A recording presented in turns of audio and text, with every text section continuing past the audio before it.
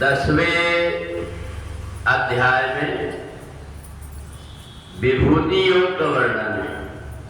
तेषां सततयुक्तानां भजतां प्रीतिपूर्वकं ददामि बुद्धि योगं तं येन मां यान्ति। भगवान ने अर्जुन से कहा कि संसार देख करके परमात्मा की रचना को देख करके लगता है कि परमात्मा ने हर व्यक्ति को अलग अलग ढंग से बनाया हुआ है।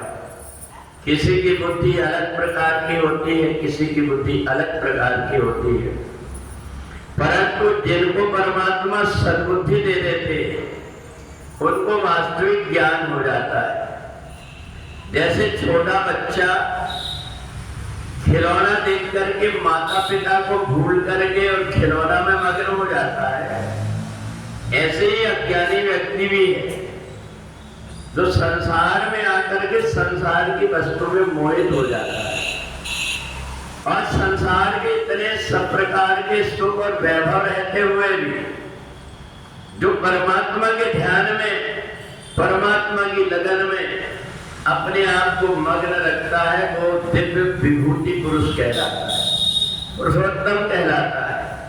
ये बुद्धि मिलती कैसे है?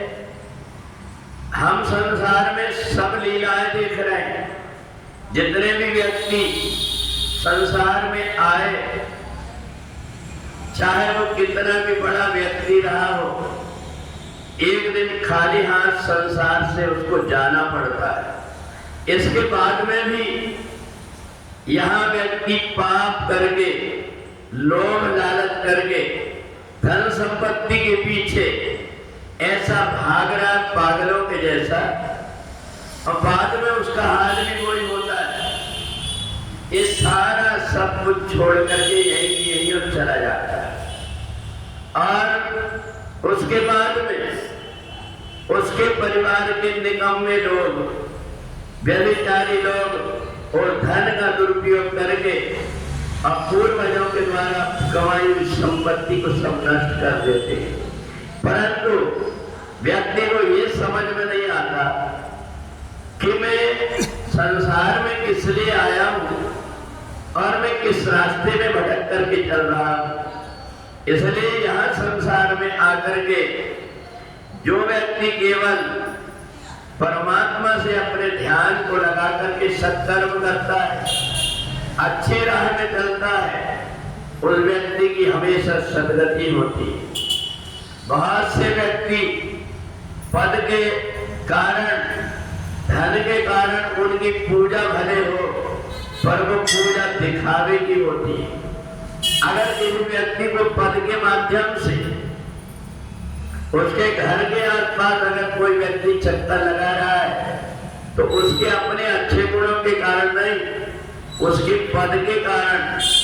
और जैसे ही उससे पद छूटा और वो व्यक्ति भूतपूर्व हो जाता है, उसका घर भूत बंगला जैसे हो जाता है, फिर उनके तरफ कोई झांक करके देखने वाला भी नहीं होता। परंतु जो सद्गुणी व्यक्ति होता है, जिसके पास में कुछ नहीं होता, ठिकाने का रहने का भी नहीं, ठिकाने के वस्त्र भी नहीं, परंतु फिर भी बड़े बड़े व्यक्ति अपने आप उसके आगे झुक जाते हैं।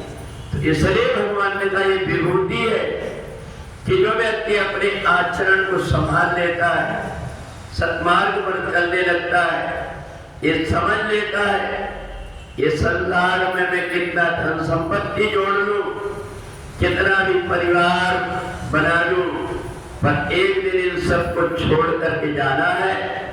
ऐसा मान करके जैसे धर्मशाला में कोई व्यक्ति रहता है, ऐसा संसार में आकर के अगर रहना सीख लेता है तो वो दिव्य पुरुष कहलाता है। और शरीर छोड़ने के बाद में उसको दिव्य लोक की प्राप्ति हो जाती है। इधर उधर उसको भटकना नहीं पड़ता।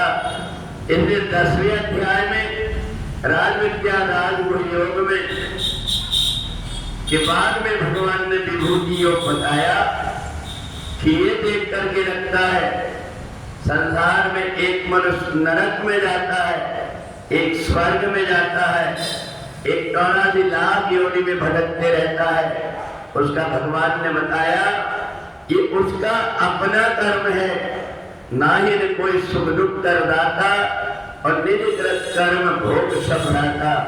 तो इसलिए इसमें परमात्मा का दोष नहीं, पर परमात्मा से जो जुड़ जाता है परमात्मा उसको सद्बुद्धि दे देते हैं।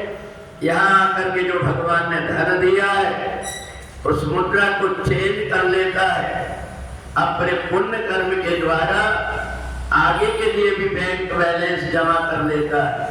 यहाँ जिस व्यक्ति ने धन जोड़ जोड़ करके और रख करके चला गया उसकी तो दुर्गति हो जाती है, क्योंकि वो धन उपयोग भी नहीं कर पाया, सदुपयोग भी नहीं कर पाया।